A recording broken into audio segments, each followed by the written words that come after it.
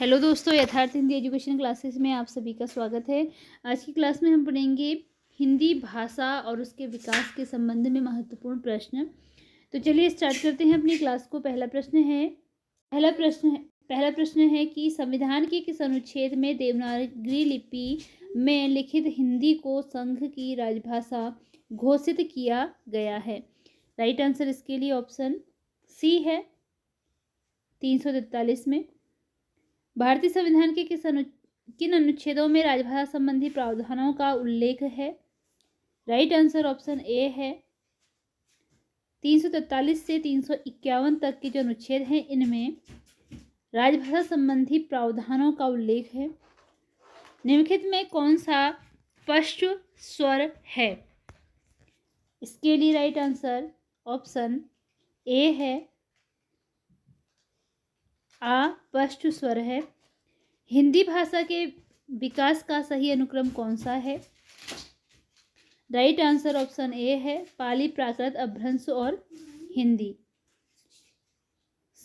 इसमें अगर हम संस्कृत को भी रखेंगे तो पहले संस्कृत आ जाएगा। संस्कृत, पाली, प्राकृत, अपभ्रंश और हिंदी, इस प्रकार इसका विकास हुआ है। निम्नलिखित वर्णों को उनके ध्वनि गुणों के साथ सुमेलित कीजिए।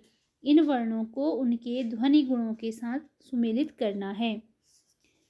राइट आंसर ऑप्शन ए है क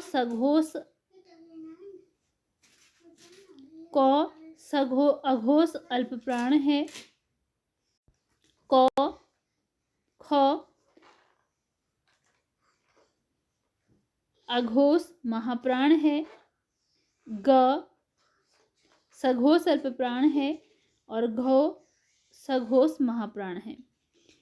अगला प्रश्न है निम्नलिखित हिंदी के भाषाविदों को उनके ग्रंथों के साथ सुमेलित कीजिए। जो हिंदी के भाषाविद हैं उनको उनके ग्रंथों के साथ सुमेलित करना है। ऑप्शन बी इसके लिए राइट आंसर है। कामता प्रसाद गुरु की रचना का नाम हिंदी व्याकरण है। किशोरीदास बाजपेयी की रचना का नाम हिंदी शब्दानुशासन है। उदय नारायण तिवारी की जो रचना है उसका नाम है हिंदी भाषा का उद्भव और विकास। रामविलास शर्मा की रचना का नाम है भाषा और समाज। रामविलास शर्मा की रचना का नाम है भाषा और समाज।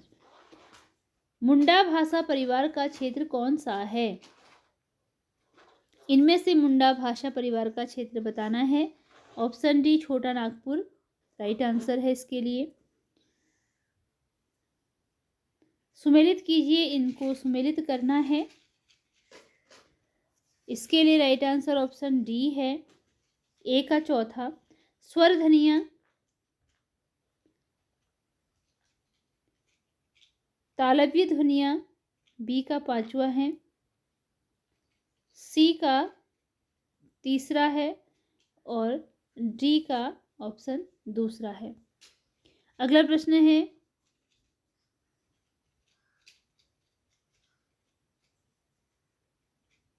इन बोलियों को उनके बोली क्षेत्र से सुमेलित कीजिए।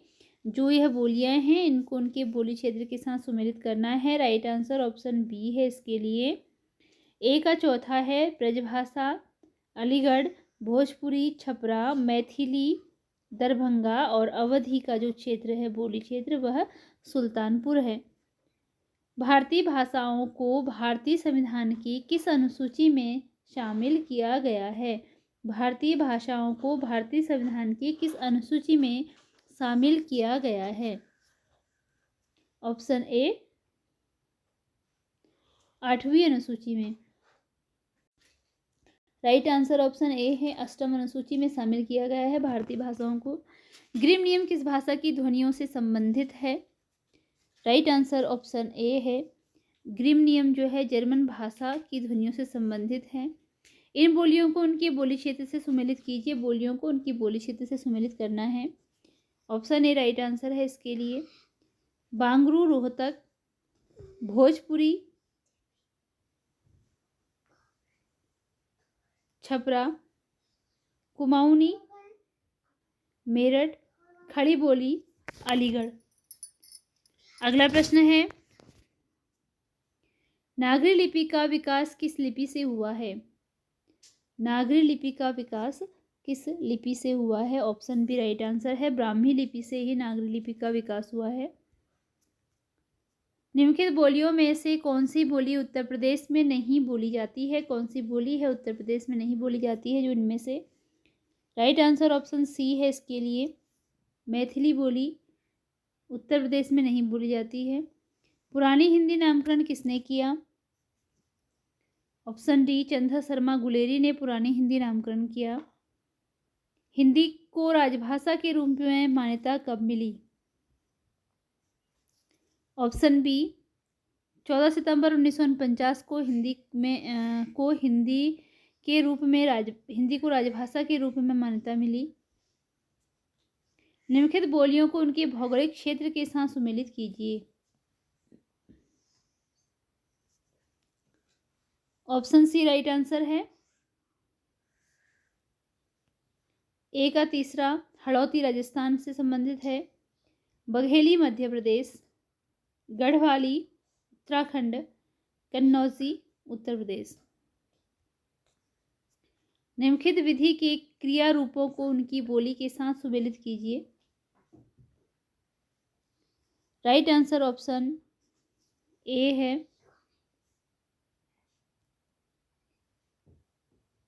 ए का चौथा है, बी का तीसरा, सी पांचवा और डी का दूसरा। पाणिनि ने किस ग्रंथ के द्वारा भाषा को एकरूपता देने का प्रयास किया? Right answer option B Ashtadhyayi. शब्द रचना में किसका योगदान नहीं होता? राइट आंसर ऑप्शन बी पद का। अगला प्रश्न है,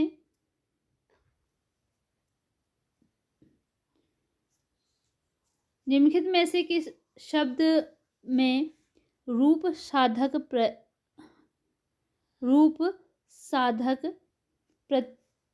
प्रत्यय है? राइट आंसर इसके लिए ऑप्शन बी है, लड़के में।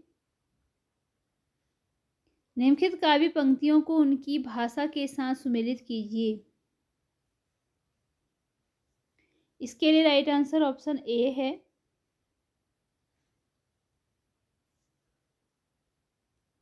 पहले का तीसरा, बी का पांचवा, सी का पहला, डी का दूसरा। निम्नलिखित क्रिया रचना को उनके सही भाषा रूप से सुमेलित कीजिए। राइट आंसर ऑप्शन बी है। अयेऊ अपभ्रंश भाषा का रूप है। अइल भोजपुरी, आवा अवधी, आयऊ ब्रज। निम्नलिखित शब्दों को उनके संधि के नाम के साथ सुमेलित कीजिए। अर्थात कि इनमें संधि बतानी है, कौन सी है? राइट आंसर ऑप्शन बी है। निरोग तीसरा निधन रोग होता है। दीर्घाकार दीर्घ संधि, दीर्घधन आकार औधन औ से आम बनता है।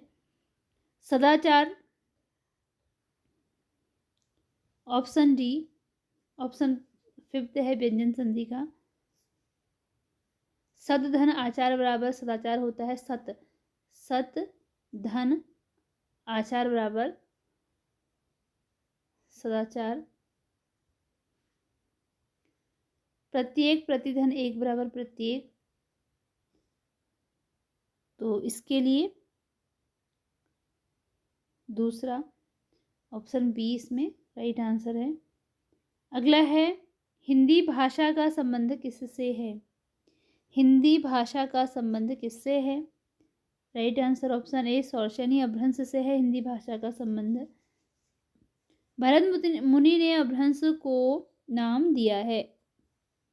भरत मुनि के द्वारा अपभ्रंश को क्या नाम दिया गया? ऑप्शन सी देश भाषा। भरत मुनि के द्वारा अपभ्रंश को देश भाषा नाम दिया गया है। ग्रिम नियम का संबंध किससे है? ऑप्शन ए स्वनिम विज्ञान से। ग्रिम नियम का संबंध है स्वनिम विज्ञान से। हिंदुस्तानी भाषा का रूप क्या है? हिंदुस्तानी भाषा का रूप ऑप्शन बी हिंदी उर्दू मिश्रित है। निम्न में से अर्धस्वर कौन सा है? राइट आंसर ऑप्शन ए है, य जो है अर्धस्वर के अंतर्गत आता है। बोली का लघुत्तम रूप है। बोली का लघुत्तम रूप है व्यक्ति बोली। निम्नलिखित में से कौन द्रविड़ परिवार की भाषा है? राइट आंसर ऑप्शन डी है कन्नड़। किस क्षेत्र की बोली को काशिका कहा गया है? राइट आंसर ऑप्शन सी है बनवसा। राइट आंसर 32 के लिए राइट आंसर ऑप्शन सी है बनवसा। 33 में है साहित्यिक अपभ्रंश को पुरानी हिंदी किसने कहा? साहित्यिक अपभ्रंश को पुरानी हिंदी किसने कहा? राइट आंसर ऑप्शन ए है रामचंद्र शुक्ल ने कहा। निम्नलिखित में से कौन भारोपीय परिवार की भाषा नहीं है? इनमें से कौन सी है जो कि भारोपीय परिवार की भाषा नहीं है? राइट आंसर ऑप्शन सी है मलयालम।